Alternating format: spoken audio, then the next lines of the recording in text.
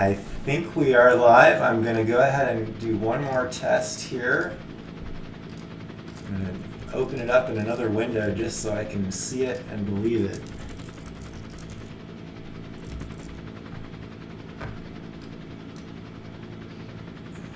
It looks good to me. So welcome everybody to the TacoTime Northwest Volunteer Park Criterium virtual edition. We are lucky enough to have David Freet here. He is the race organizer and has been for several years.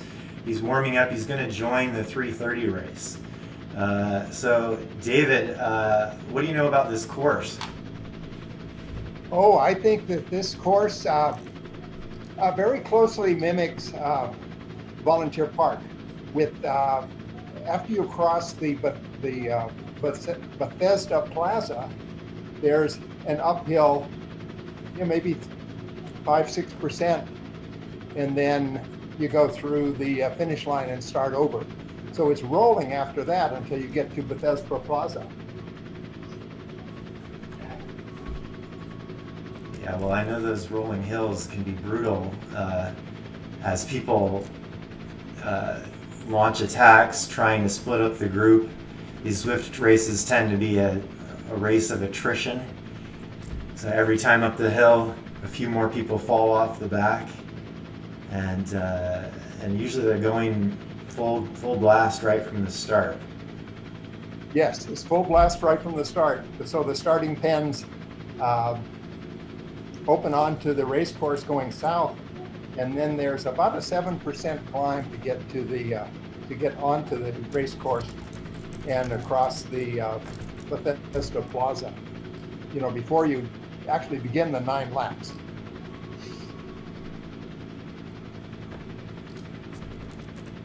All right. Well, I'm going to post this link. Now that we are live over in the group.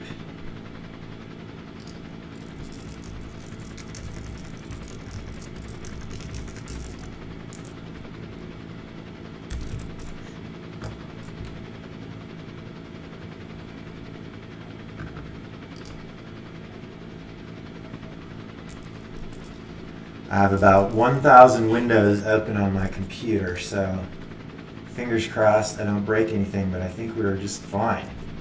So I'm looking at the A race, and let me see, move my windows around.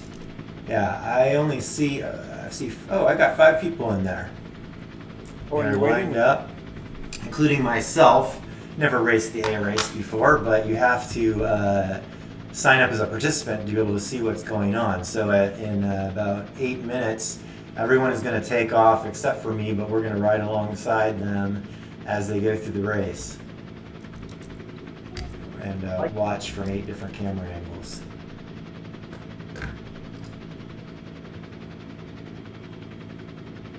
Well, I'm in the C race, but I can watch the A race on my computer right here next to my left elbow. That's right. We will enjoy watching you suffer for as long as you care to share it with us.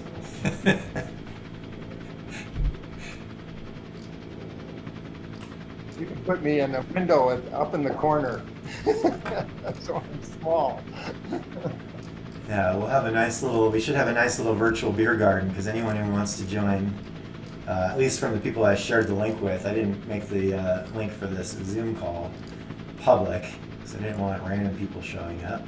But we may have Travis and Z-Dog, the organizers, stopping in later. Hopefully they can give me some color on the other racers, because I know this is a long-standing series, especially this year, without any real-world racing. And I bet we have some contests in there for points. This is part of a series that's been going on for multiple weeks. So inevitably, these guys know each other well and are going to be racing hard, trying to earn their points.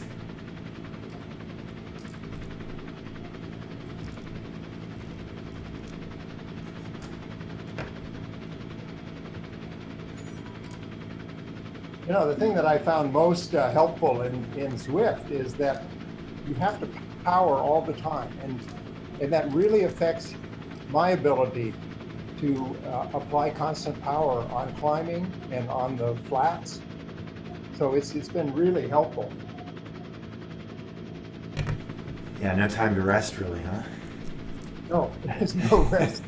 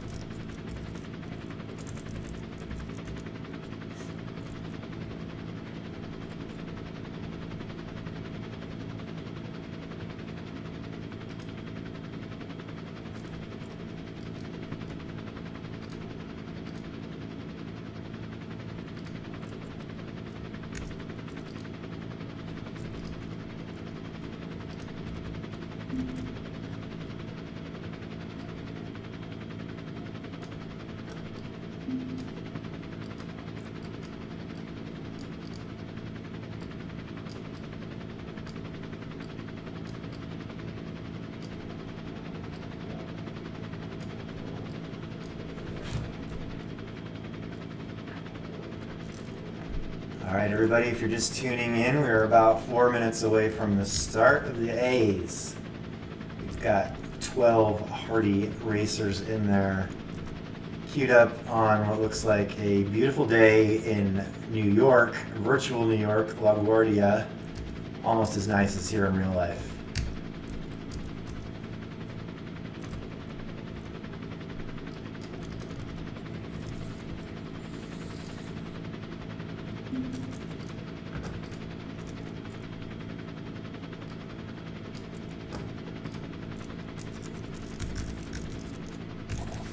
That's so you don't have to hear me moan.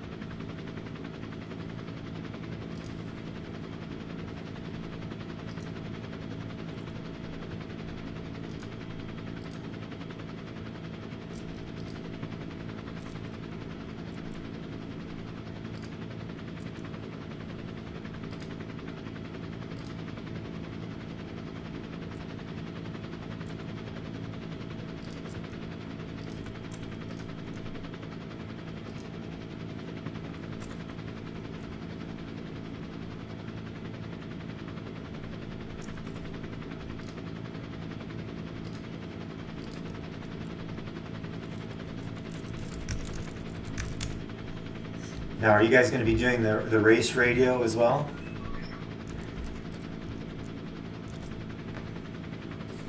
Yeah, I've got it on, but I don't see anybody coming up on the channel. So I think Morgan's going to do it at 6:30. Oh, cool.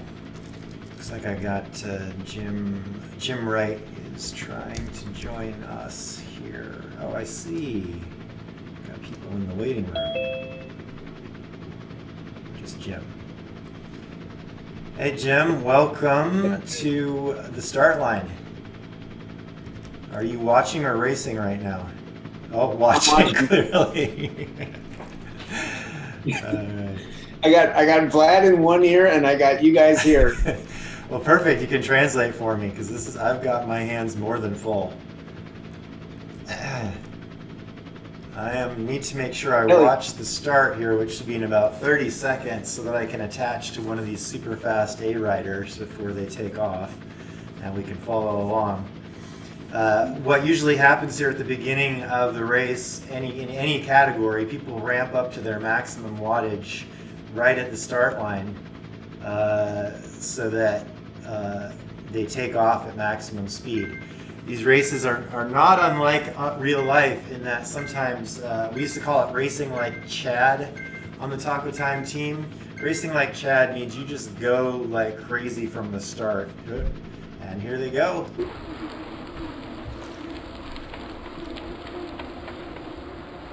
All right, so we are off and racing with the A's. Got a bunch of names that I don't recognize from all over the world, which is great. I'm sure they would have come to Volunteer Park, but since the race is virtual, we saved them the price of the flights. So as David was saying, today's course is a bunch of rolling hills, which can be just as brutal and definitely worse than a flat course, because you have these guys putting down the pain, trying to break up the race. We're going to have a fairly intimate A race here, but I don't expect that to mean it's slow. If anything, that means it's going to be fast. Although they are off to a mellow start. Oh, here we go. So he's watching Mr. L from Brazil. And he's getting things started around between 250 and 500 watts.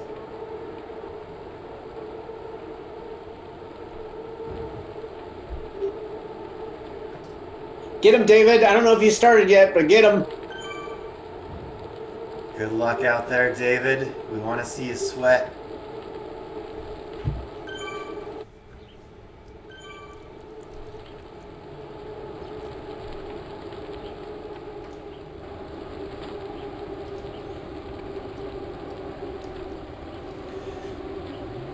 So Zwift Racing is actually a pretty accurate simulation of real life racing. You've got no control left and right.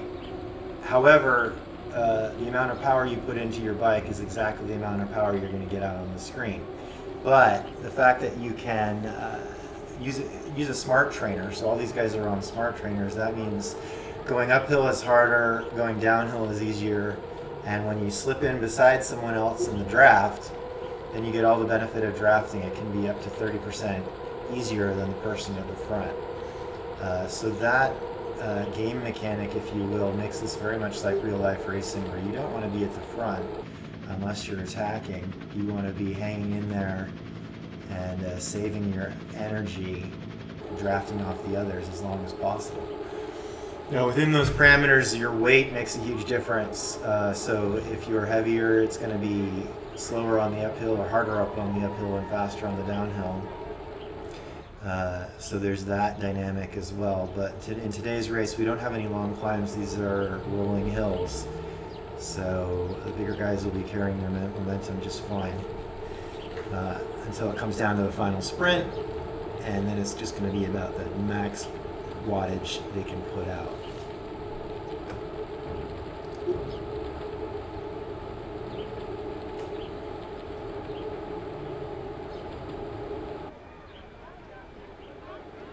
So this group is keeping it tight. They're basically taking this like a warm-up lap, it looks like.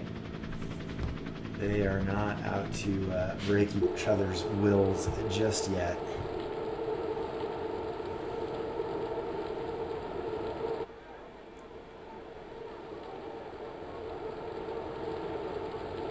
And in a few minutes here, I'll sign in over on ZwiftPower.com. That's kind of like the scoreboard. Zwift here will keep track of your position within the race, but from week to week, it's tracked on a separate site. So we'll go look up some of these guys as they get into their second lap, third lap, and see who's in contention for points in this series.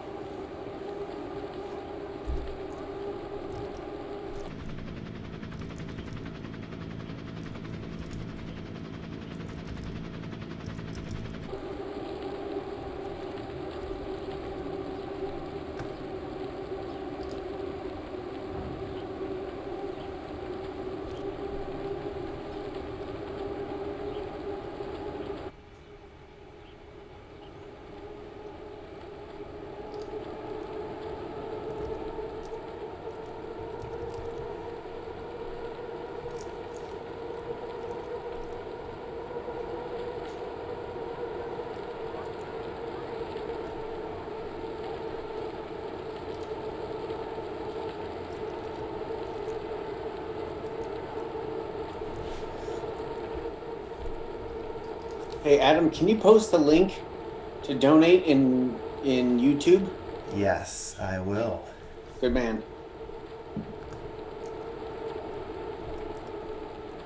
So Michael Brazel, thanks for the question. We are watching the A group. There's 4 races today. Oh, 2 sets of 4 races. This is the 330As. There's also BCs and Ds, and then we'll repeat it again at 6:30.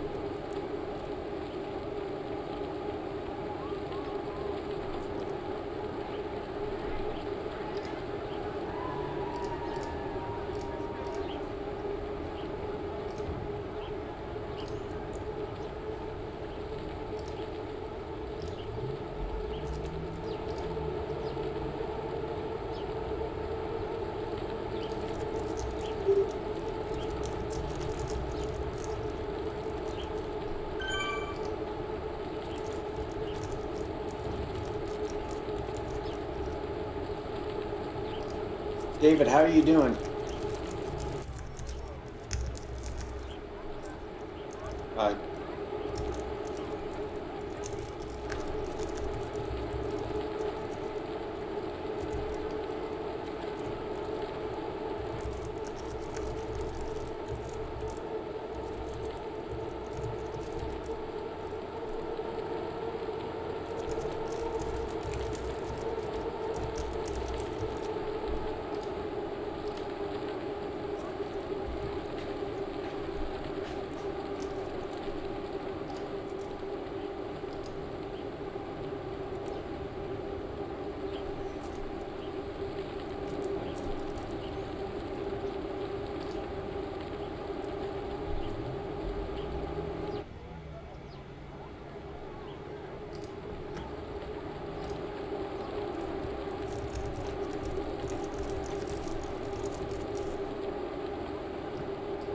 Adam, do we know how many laps to go?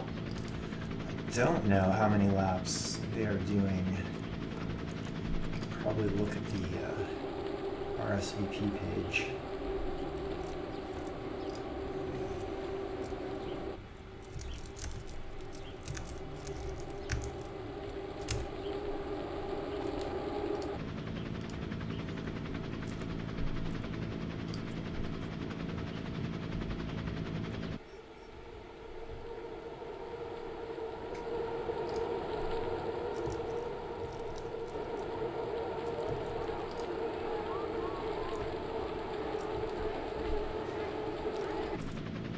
Alright guys, so I've got the link for, of course today's event is sponsored by TacoTime Northwest, the most awesome source of tacos in any pandemic situation or otherwise. Wonderful to have them as our sponsor. I am also going to share in the live stream here a list to another charity that we're supporting for today's, or a charity that we're supporting for today's race, called Mary's Place.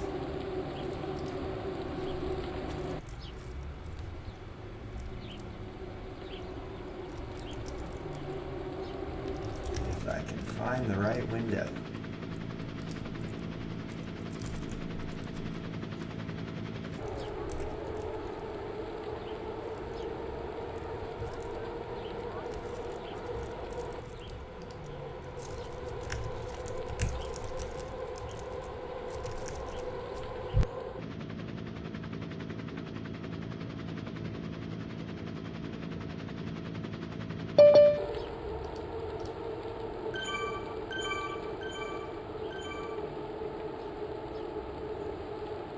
right, looks like we're going to have Mr. Brett Robertson joining us here in the beer garden.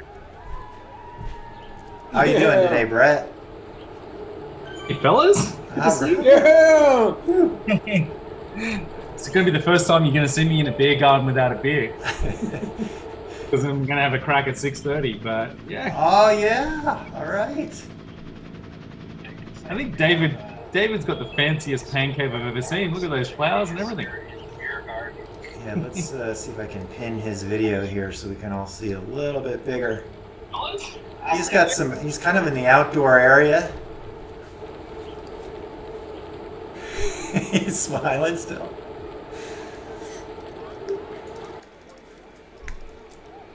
This looks pretty good. The tough part about being on video is you have to wear a shirt, or you feel like you should wear a shirt when you're racing. I know when I'm doing these races, and I am wearing as little as possible.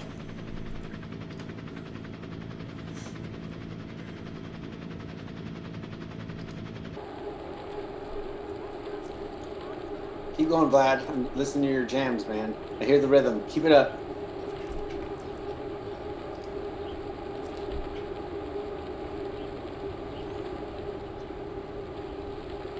So Jim, are you racing at 6:30 also? Yeah, I'm gonna race C's at 6:30. Excellent. And Brett, what category are you gonna do? I'll be hanging on for dear life in the seas with Jim. Oh, excellent. We've got a big crew. I think there's about 8 or 9 of us. It's going to be good. It's gonna be awesome. Looks like somebody's starting to spread it out a little bit here. Finally starting to act like a race. Although it's easy for me to say they've been above my FTP the whole time. So in bike racing, there's something known as your FTP, which is your functional threshold power. It's the maximum power you can reasonably sustain for an hour, although I doubt anyone has ever done it for an hour. And so ultimately that's going to determine it's the best way to numerically represent your strength, the max amount of watts that you can do. So as we see, we're watching that number in the upper left-hand corner. That is the total watts for the current average watts for the person that I've selected on the right-hand side. So we're watching M. Sherman here, who is making his way up through the pack. We've got another rider off the front, Mr. Toledo, or Miss Toledo perhaps, from Texas. Looks like a Mr. from the avatar. And someone else coming right up around him. He's not going to let him spread it out that easily. So we've got a counterattack coming, 365 watts. I'm guessing he's trying to put a little pain and a little suffering into the crowd and spread it out here. This race is a relatively short race. I think we're going to go for probably 40 or 50 minutes. I need to check on the total length. But that means they need to take every opportunity that they can to make each other hurt in order to break up this pack. This looks like a really well-matched crowd. The gang is hanging together pretty well. But nobody's going to want it to come down to a final sprint unless they really are a sprinter and really can kick some butt. So yeah, expect these kind of attacks to come throughout the race. Here we go. He's another attack coming out front, sustaining 400 watts, which is a serious effort. I think as a reference point, it was said that fully doped Lance Armstrong could sustain 500 watts for one of the Tour de France climbs. So this is a pretty pro level effort. And regardless of whether or not he's lying about his weight, 500 watts is 500 watts. I know everyone always asks that question, how can I cheat? One other way that these races will verify that you're not cheating is to require that you wear a heart rate monitor, so at least we can monitor your heart rate too. And so you can see this guy's not actually even working that hard at 122 beats per minute, which is another number you can see at the top left of the screen.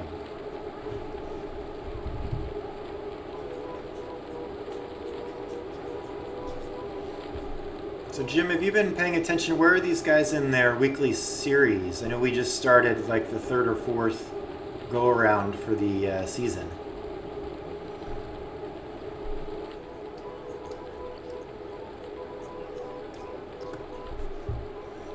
Jim's got the race radio in his ear. He's talking to our other teammates who are in the other races today.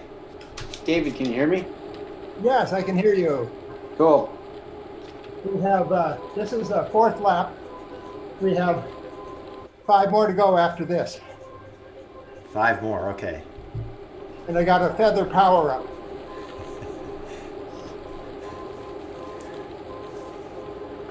So yeah, that's another thing that people just tuning in for the first time may need an explanation about. So there is a little bit of gamification here. Every time you go around, you have the chance to earn what's called a power up. And those power ups, there's a variety of them. What David just mentioned, he's got a feather power up. So I believe that lasts about 20-30 seconds.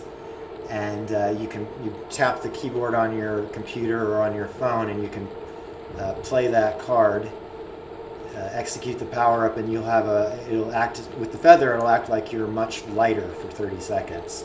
And so you want to time that right when you're going up a hill to give you an advantage. You can use that to accelerate and make a break, or you can use that to just stay on and stay alive.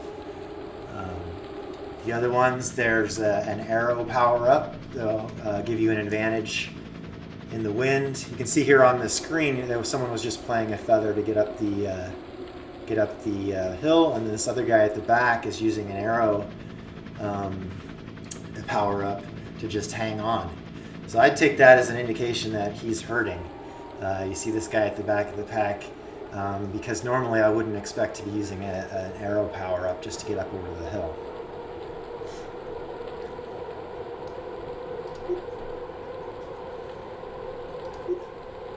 Now there are sprint points at these when they pass through these green barriers. That doesn't determine the overall winner today, but it does count for points in the series that everyone is contesting in.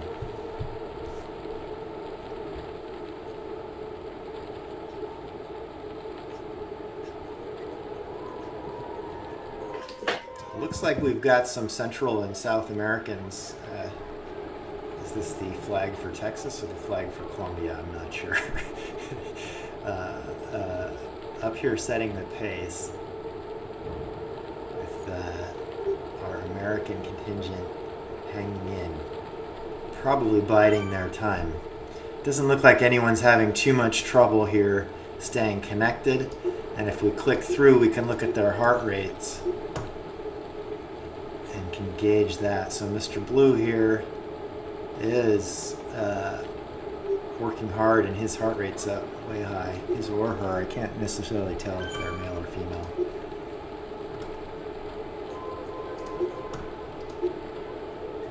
Austin is also working hard with a high heart rate.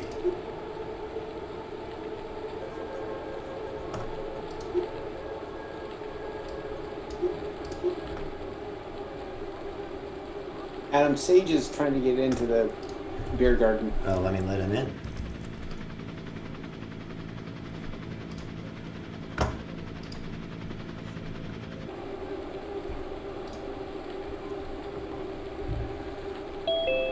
Hi, Sage. Thanks for stopping by. Hey, Sage.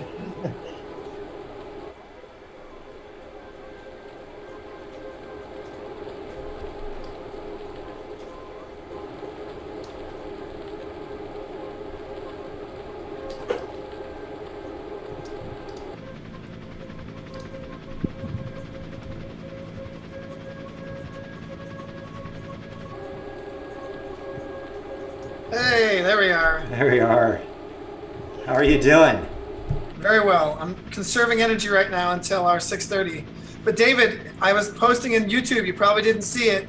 I think you need to work harder because it's very easy for you to talk right now.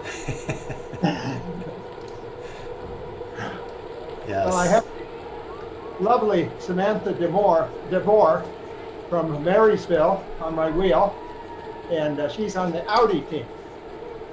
Oh, excellent. Working together.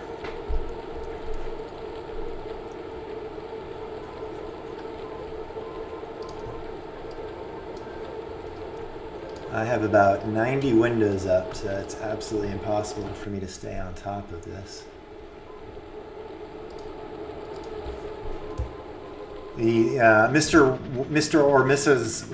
Wonder Sausage in the chat says that the A group usually takes it easier than B on the flats and seriously hammers up the bumps to try and force a split. Shangren says I need to start spinning my pedals, but yeah, no thanks. This is my first A race, so being 30 minutes behind and not even pedaling seems like a good way to do it.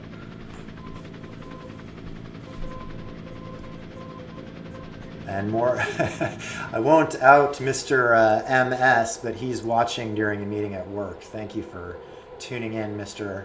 MS, who's usually running our race radio at this point.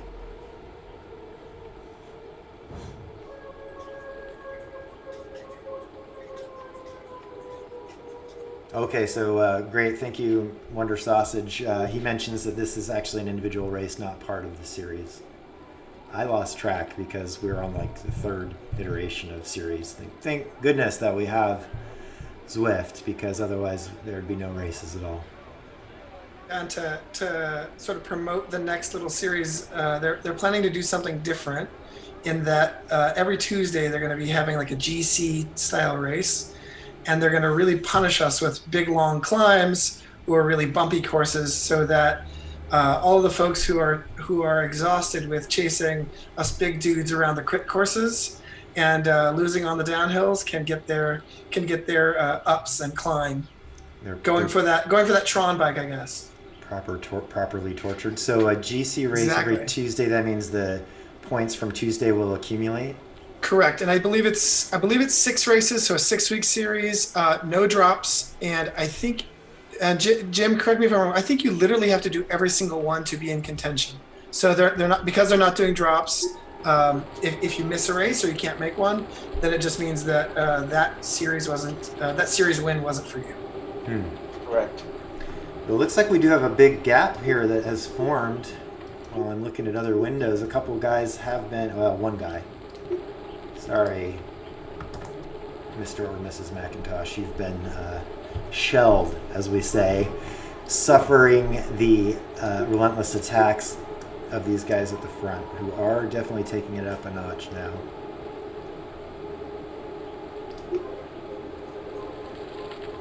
Okay, 4 to go. Hang in there, David. David, where are you sitting in your crowd, if you don't mind my asking? 3 out of 50. Excellent. 23 out of 50? Yeah, 33rd out of 50. 33rd. 33rd. Is there a lead pack in front of you, or are you with the lead pack? No, there are stragglers behind me. Okay. Vlad is with the lead group. Okay. Awesome.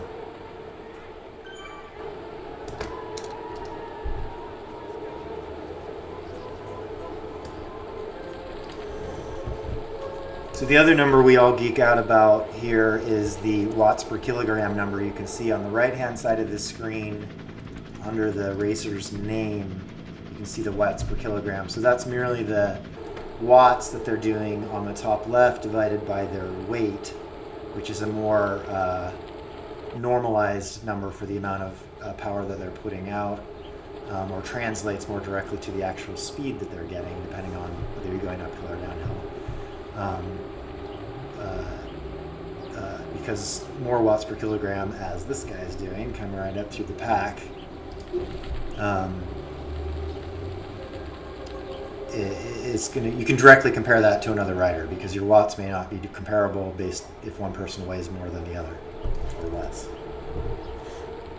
And also these categories are established based on that watts per kilogram number. So everyone in this race will have qualified based on, well, I think you can opt into it, as I did, because I don't have the amount of watts to qualify, but you're shooting for competition with people who have a similar threshold of watts per kilogram.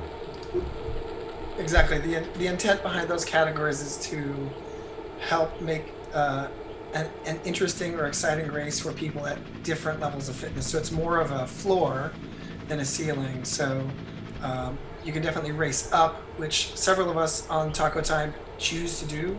Some of us will race C category now and again, and we qualify there. But we want the extra workout. We want the camaraderie that comes with being with our teammates, and so we go up to the B category for a certain subset of races.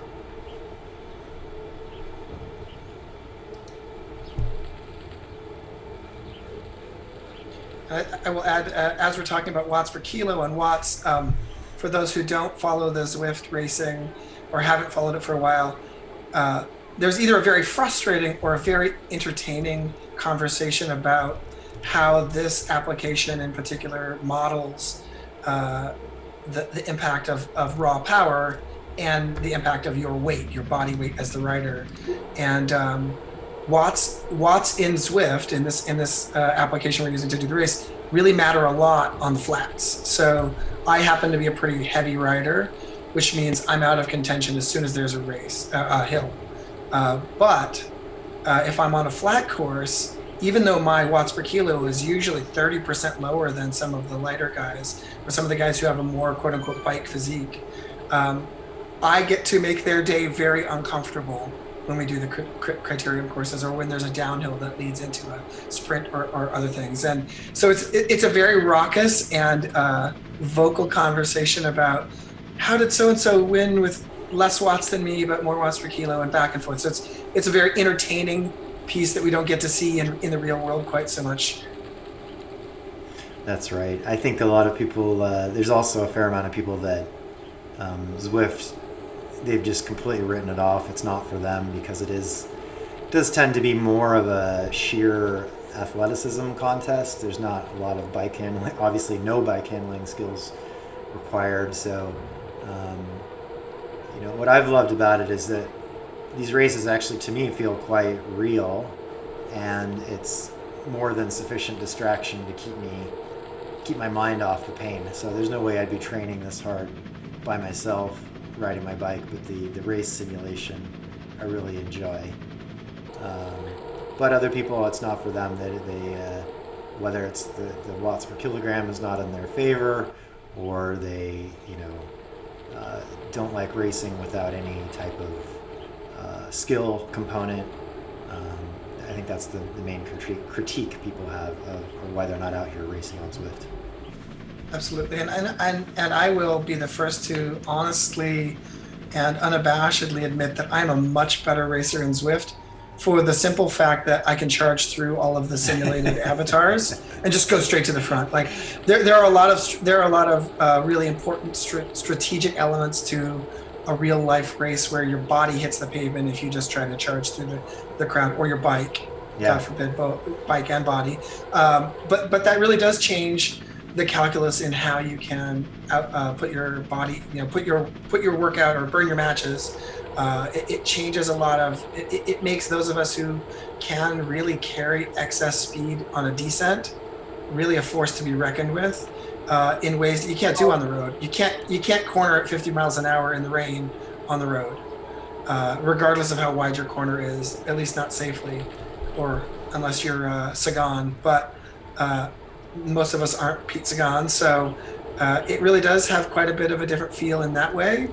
And it's just different, I miss being on the road, and this makes sense. I miss getting cut off by the crowd.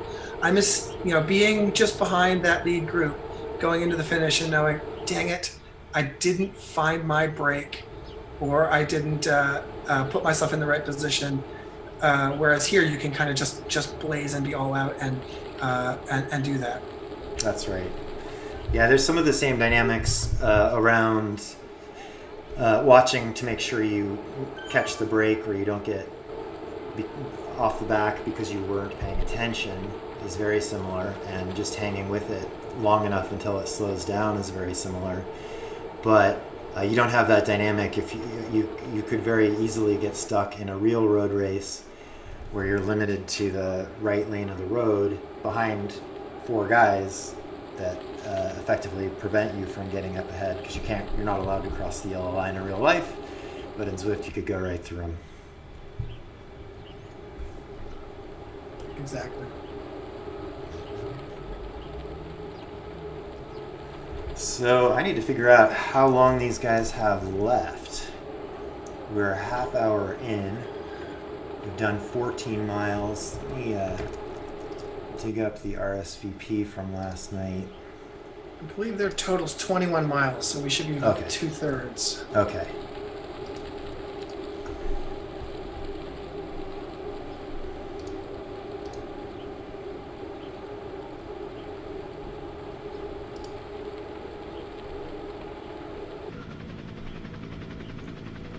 The other thing that might be interesting for people that are watching this, that you guys have a lot of experience with, for people that are watching this the first time, they might not understand who gets what bike and what bike is better or worse. We can see the Tron bike in there, obviously, seems special. How long do you have to participate in Zwift to earn a Tron bike? I think you have to summit over 100,000 vertical feet, Wow. is my understanding. So it's like 3 times up Mount Everest equivalent. Okay, so A it's lot of climbing. based on climbing, not just miles or hours. Correct. That's impressive. So- I just unlocked mine about a month ago for the first time after like 3 or 4 years on Swift. Right. I have definitely not reached that one yet. So A's should be racing for approximately 26 miles, somewhere between 25 and 26. 15 laps of about 1.7 kilometer or 1.7 miles apiece, Okay. with a 1 mile lead in. So 23, 24.8 is what it looks like. Should be the total. 24.8. Awesome. And I think the expectation was we'd have folks on their bikes for about 45 minutes if they work hard. Okay.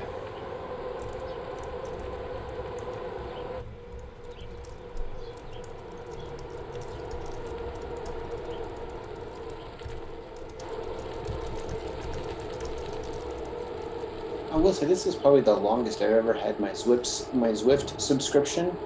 I usually cancel it when racing starts back up in the spring, but I'm kind of liking being able to, with limited options, ride inside, and when we get more options to race, I may keep it a little longer, maybe another month. It's just really nice to have the option, particularly because sometimes the weather here in Washington is still not the best, even though it's spring, and so it's just been a really great way to stay healthy and stay connected the best we can these days.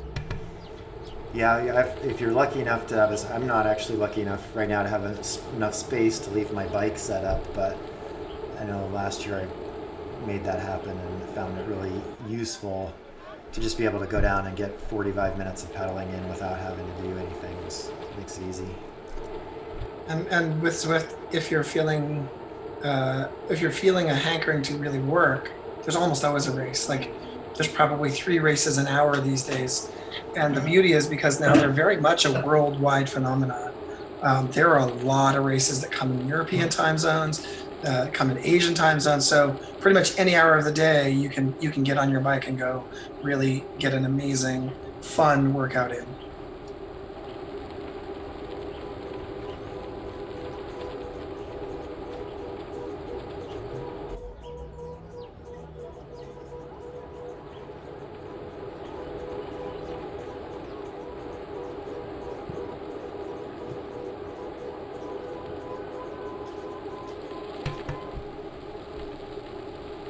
So we've got another racer, Jeremy. I don't know how you pronounce his last name. Kuko, also known as Tacoma Cyclist on YouTube. He is, I believe, also streaming. Let's see if I can pull it up. Oh yeah. Hey Adam, really quick to Sage's point though, he's not kidding around about options to do stuff and then options to meet people. I was just checking because I couldn't remember what it was, but the record for one-time people on the site or on the app is 34,000, almost 35,000. So if you're looking to get a workout in and get social at any time of the day, more than likely you're going to find something like Sage was saying. Yeah, 35,000 people online at one time. That's no joke. Especially if they're all paying $15 a month. Adds up. Trying to figure out the best way to share. Maybe I'll.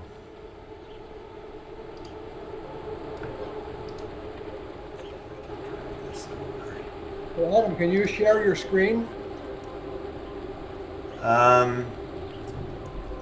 I don't do it, man. We'll all fall into a portal. Like it'll be. You'll see this big long mirror of all of us. Yeah, so it's live. We're live on YouTube. I've got you guys in a little corner of the screen. Oh, okay. And to go extra crazy with it, I'm trying to. No, don't. I've got Jeremy up in a separate window who's now racing. Also, I actually have a way to bring Chrome over here, but I can't find it.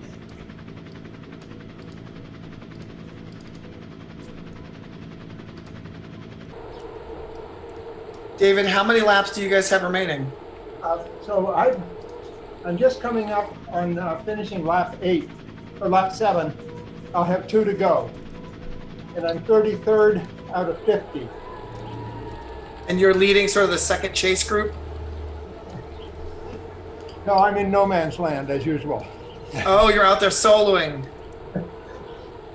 Hopefully that doesn't happen to too many of us, but I've been in that space for hours at a go, so I'm feeling for you. The people behind you to catch you. Right. All right, David, keep going. Keep banging it out. You're doing great. Got about 7 miles left in the A race that we're watching here from the virtual helicopter. I'm gonna actually, let's try this craziness. Let's try. I'm gonna crash this thing for sure.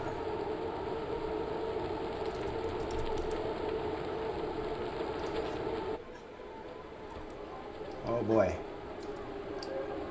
We've got another stream here. This is Jeremy. I'm going to just picking up on his audio as well. I'm going to go into too much inception here, so I'm going to just share the link in the chat, and you can check out the other angle.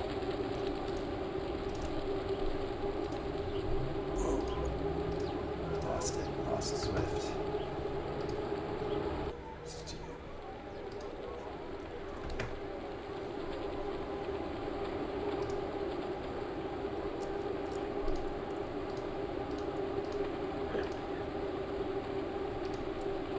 There we go. We can see it now. Perfect.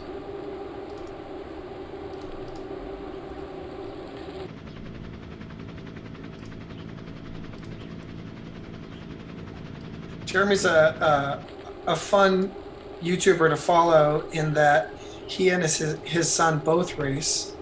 And I think his son is, what is he, 14, 13? He's a younger guy, younger kid, and he just destroys some of the fields here on Zwift, and so you get to hear a little bit about those antics now and again, and same thing on Facebook.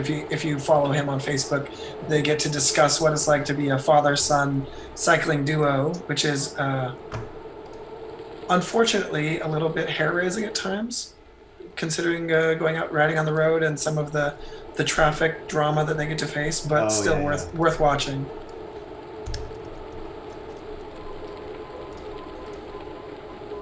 I think I raced with the son at PR down at Pacific Raceways. And it's fun racing with him. It's just he doesn't provide much of a draft, that's all. But otherwise, it's a great time. Things you and I have never heard before. I know, right, Sage? It's like being behind a freight train. I love drafting you. Yep. I think Brett has definitely said that to me before. His son's also a solid Cat 3 now. I remember racing with him at PR. It feels like a couple of years ago. You know, just getting on a bike for the first time. Yeah, that's amazing. Yeah, there's a couple other young guys down in Tacoma also. The Yurchiks, both of their dad Zach races quite a bit, and both of the sons enter are I think they're Cat 4 now, but it's fun to see those guys develop and like grow into their bike handling skills and learning the team tactics and racing with all of us.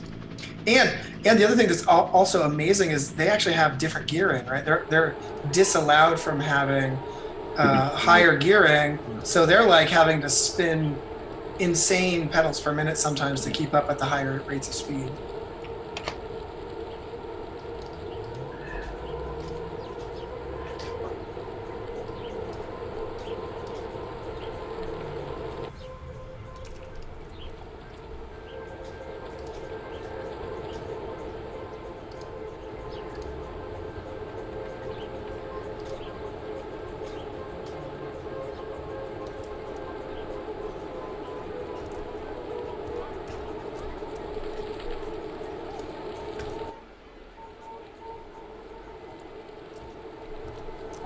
How hard are these guys going now?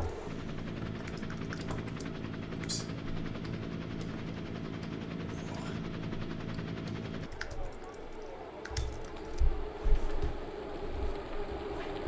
Yeah, they're still working hard. It's amazing that even a small group like that doesn't take it easy. It's really the odds of breaking away in a group would seem to me very low, unless you were a truly professional class. Therefore, there's not quite as much motivation to attack, maybe.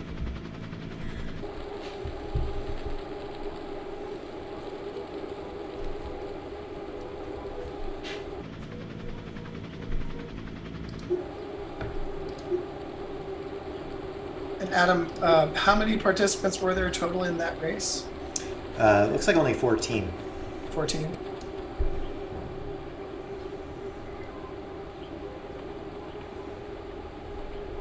It still boggles my mind to watch those guys putting out 4 watts per kilo for effectively the whole race, or 3.9. Like, oh my gosh, that's back to you were talking about the amount of watts, the raw watts that Lance was putting out. Like, that's, the number that you were using, the 500 watts. Like, for me to pull 4 or 5, it's up in that number. Like, so I can't imagine these guys doing that. Right. It's a whole different kind of endurance fitness than I'm currently capable of.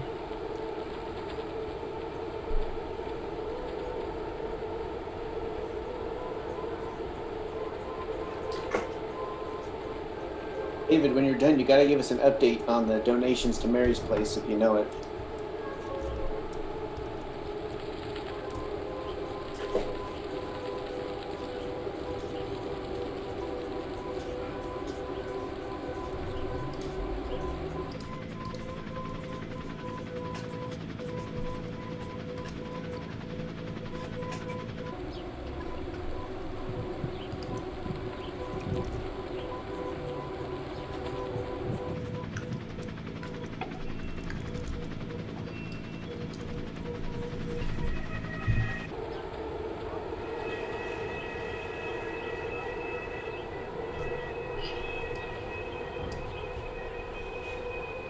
All right, they're coming under the green banner again, the green gate, with about 4 miles to go. So probably starting to game each other now, rest up a little bit to make sure they've got something for the sprint. I haven't been watching closely enough to try and make a pick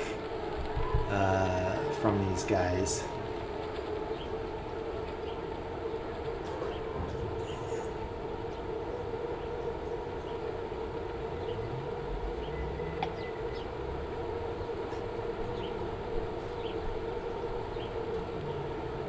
I'll say one of the things I've noticed, particularly in the A ride, but it's also applicable to any ride, is the timing and usage of your preferred power up.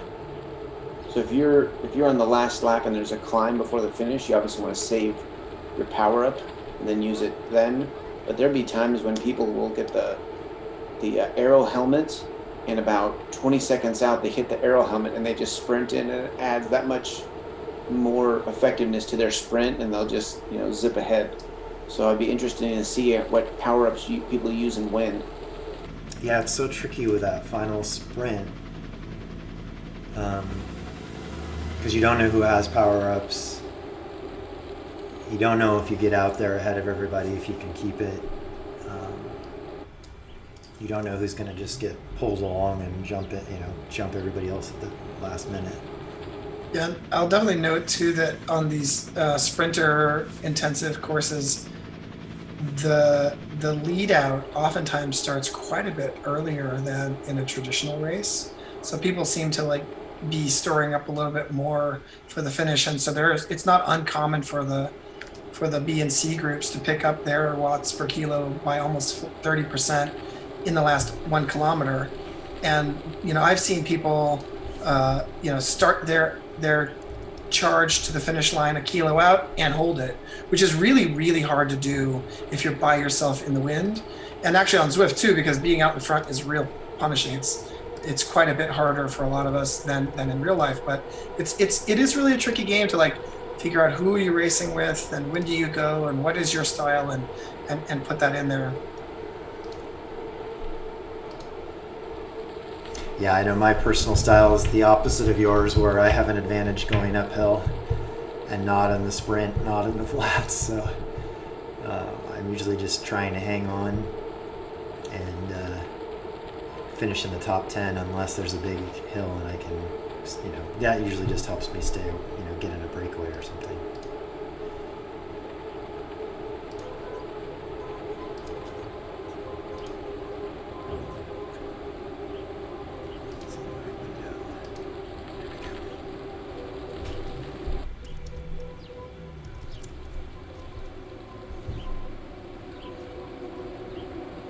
Okay, 400 watts, middle of the pack, 6 watts per, 5.8 watts per kilogram, going up a bit of a rise here.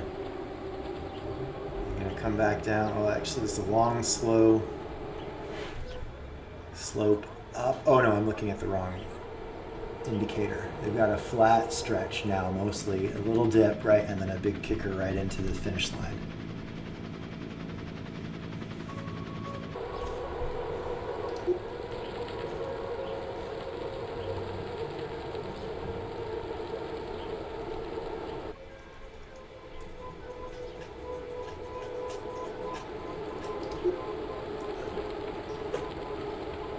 They're changing positions, but no one looks committed to trying to break the group. They're just trying to keep everybody suffering equally until they get into a full sprint.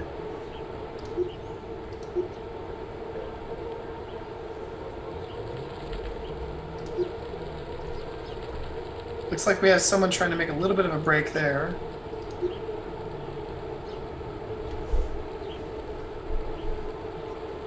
Nope, pulled it back in. That didn't last very long.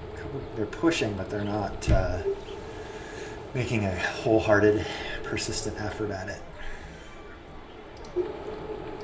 We finish at the sprint point, right, Adam? So they're going to have to go up the hill and over the top and then down a bit and finish. Is it the green marker or the Z? It must be the green marker, because they're only at 22.5 miles now.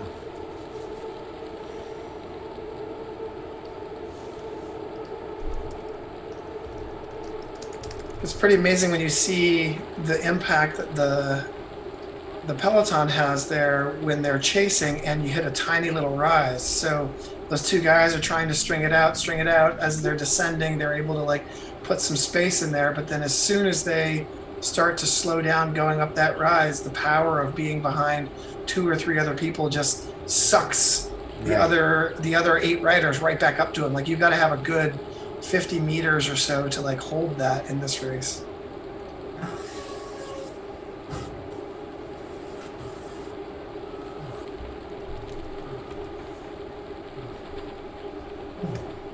David, you got an update for us over there? All finished. The season. Congratulations. Well done. Nice. 33rd out of 50. 33rd out of 50. Excellent.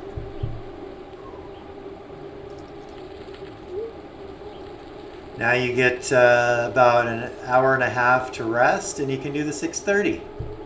I'm planning on it. Oh, really? I shouldn't talk because I don't want to gear up for this. I'm having plenty of fun watching.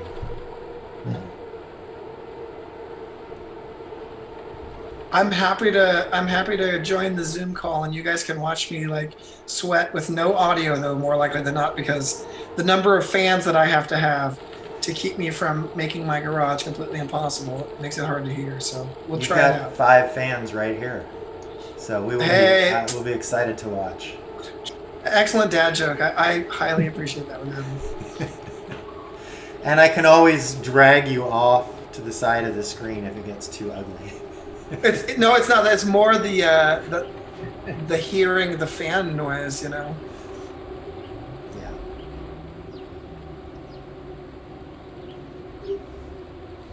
All right, we got to be in the last mile here. I'm gonna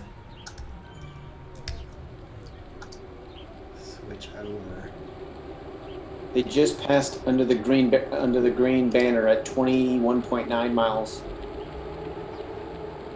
Maybe they're going around again to the finish, the start finish, because they're just going. Yeah. They're not racing yet. I think they have one more lap.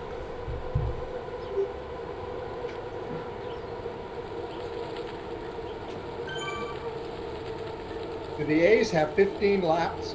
I believe so, correct. Which is about 25 miles. And they're at 23.6 now, so working their way into that last mile. It's a 1.7 mile loop. Yeah, they should be making their way in either now or in 1 lap from now.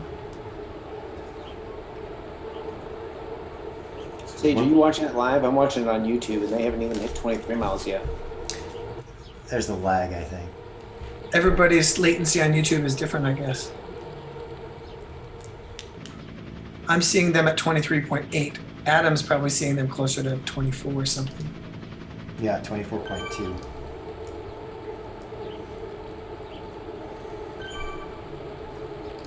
Speaking of fans, while we were talking about the differences between real life and things you don't recognize so much, we all can know the math and have heard that, coefficient of drag increases as a cubic based on speed and et cetera. And we've all felt that. Like, there's an astonishing difference between the wind you feel riding down a hill at 30 miles an hour versus pedaling along on a flat at 15.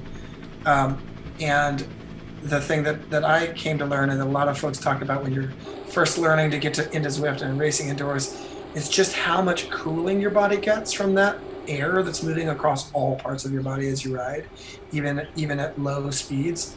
And trying to simulate that indoors to the fan is a very entertaining proposition. Well, this is a full-fledged effort now. It looks like what I'm seeing, 4.5, 6 watts per kilogram. Nobody's shy about taking the lead. That's one big difference with these A guys.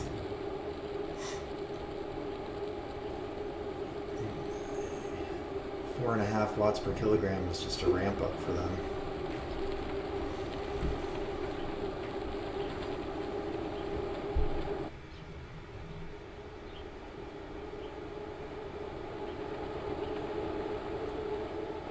We're coming down the last slope to the start finish.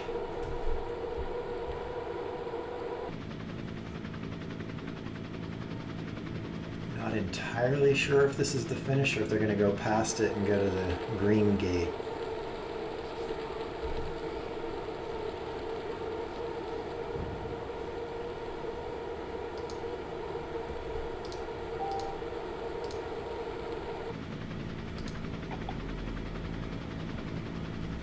Oh, here we go. We've got L from Brazil, 8-9 watts per kilogram. He's got a little bit of a gap. He's got a couple bike lengths over Blue from Japan. Hitting the bump up the hill into the start finish. Seeing some serious watts now. We're seeing 8 watts per kilogram, 9 watts per kilogram. But L from Brazil has a significant gap. It's less than a second, but these guys are not going to catch him for the green. They're at 25.5 miles.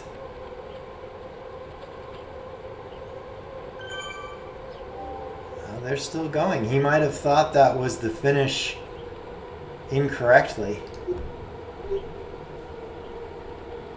Or maybe he's just trying to fake everybody out because they pulled right through that gate and they're still going.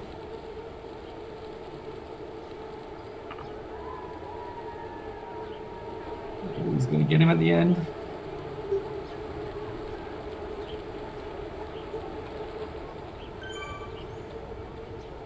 Okay, yeah, I think they must be finishing up at the, where you see the Z circle here. Of course, on their screens, they'll see the actual number of feet left, but we can't see that because I'm still 83 minutes behind. Virtual Adam on the bike is that, anyway.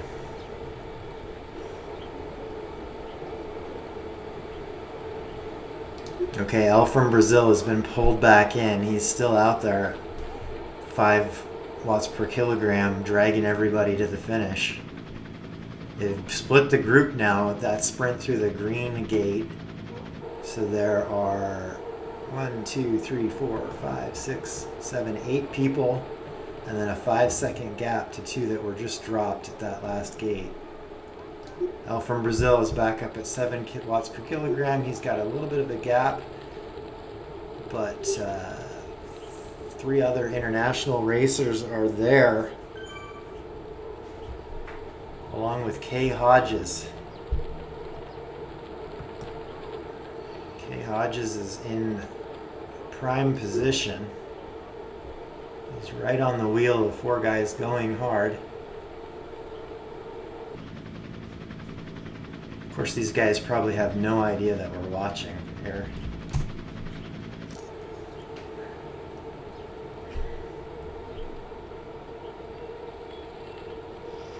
They get to be YouTube famous.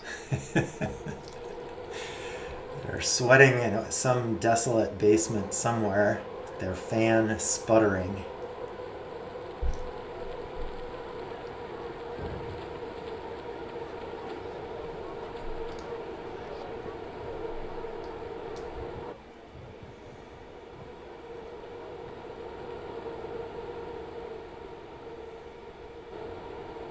Yeah, the group is definitely broken up. We have 4 people that got kicked off in this final run-up. It's really a lot of sustained effort. Down to just 5 people. A couple of power-ups coming out now, so I think we're in the final sprint up this last kicker to the start-finish. El from Brazil still dropping 12 watts now. Up over the top of the hill. I think he's going to carry it, but Kay Hodges also 6.5 watts.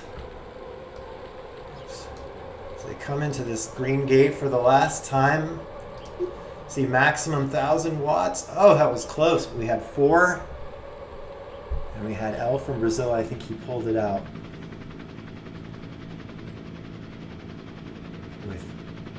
I lost him. Hodges was our top American person. I don't recognize the jersey, but could be a Seattle local. Well, that was intense. If he's actually on Cryogen, they have a big team representation all over the U.S. I see guys racing in Ohio, guys racing in Washington State. So, oh, that was definitely like photo finish there. Yeah, they were neck and neck. Is Cryogen Zwift only, Sage? No, Oh, wow. I don't think so.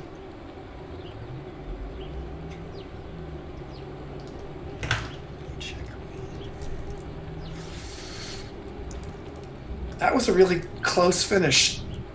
They did split. I'm actually a little bit surprised to see that group split there so close to the finish that the other 5 or 8 folks couldn't hang on for that last 1 click or so. Yeah, they're pretty civilized all along, and they should have had more in the bank. I suppose putting 8 watts per kilo out a kilo away from the end, though, that's enough to get a lot of people off your wheel if you aren't watching real close. Suddenly there's a 6-foot gap, and that's the end of that.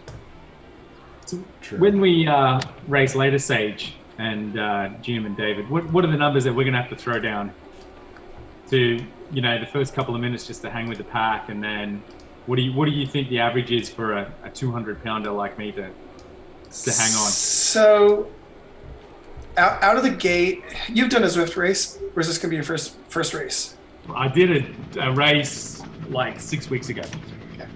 And So I out of hadn't been riding that much, but yeah. Yeah, in C's, out of the gate, you're probably going to have to hold be ready to hold 6 watts per kilo for about 45 seconds to a minute. Then let me do the The first minute, so 400 watts, 500 watts. For the first minute or so, it can happen. Yeah, most of the time it settles down a little quicker than that in C, but you're going to go from 110 heart rate to 155 or 160, depending if you're a high heart rate guy, in the first 30 seconds. And definitely do not fall off the wheel of the lead pack in the first 2-3 laps.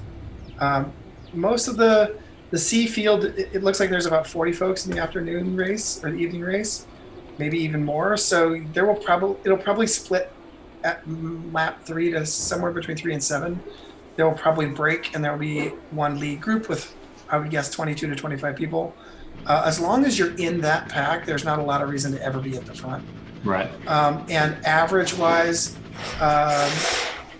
the real big determiner about how hard you actually have to work in a consistent manner, especially in a crit like this, is if anybody happens to be racing down. So. Right. Total watt numbers, like if you guys pick me to watch and show on there, you're going to see like pretty large watt numbers. But because I'm heavier even than Brett is, my watts per kilo almost always stay average around 2.9 or 3 point something here in a C race. There are some B racers, so I can qualify and be competitive top 20 in Bs as long as it's flat. But there are some guys who will kind of race down, and then you'll see yourself pulling 3.5 for 6 out of the 9 laps.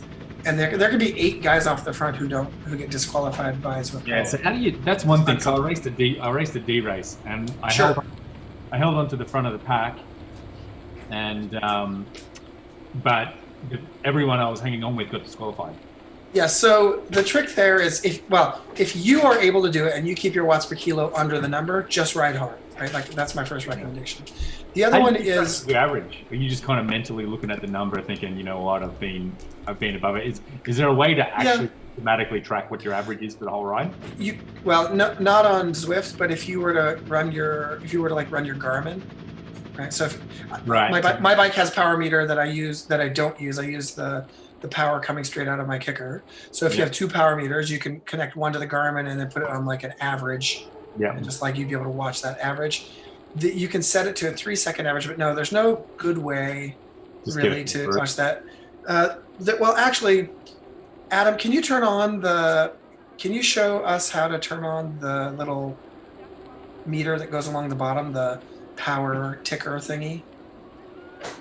So there's actually a way to put a graph along the bottom of your Zwift that'll show you your power output, and it colors it by your power zone based on your FTP. That's the closest thing you get in Zwift. Okay. Yeah, so if you're red the whole time. I actually don't know about that. You'll have to send me a screenshot. Okay. If you click into the, me do it right now because I'm in watch only mode and I don't have anything paired. That might be it. That's a good way. The other thing is the best thing to do is to treat it like a real race and just get to know the people who are actually in your category. So if there's a lot of names you haven't seen and they're all off the front, or if there's a guy 20 seconds off the front on lap 3, probably not worth chasing. But look, in the C category race, if you're doing that one, you can stay with me, stay with Jim. Most of us will be in the top 8-ish. And then I can help jump in and give you names of people to watch. Yeah. And it's really interesting as these have been all proposed as a series, like you start to get a feel for who you're going to be racing with. Right. And then you just know which name to follow. Yep. Very good. So. Alrighty, guys. Well, I'm going to sign off for now. Good luck at 6:30. Do me a favor when you get all settled in with your kit. Send me I'll give you my phone number. You can just send me a selfie, maybe if it's too much to stream while you're racing. Any parting thoughts, David? I was looking at the power to weight ratio. for the different categories. And it looks like people were pretty true to the A, B, C, and D. There are some people without heart rates, so they'll be kicked out. But I thought it was a good race. It was a very good race. Awesome. And I know you've got ribbons all made up, and you're going to follow up with Zwift Power and the WSPA to make sure the winners get recognized, right? That's right. And we'll send them out anywhere in the world. Awesome. Well, I'll see you guys again at 6:30. Thanks for joining. Yes.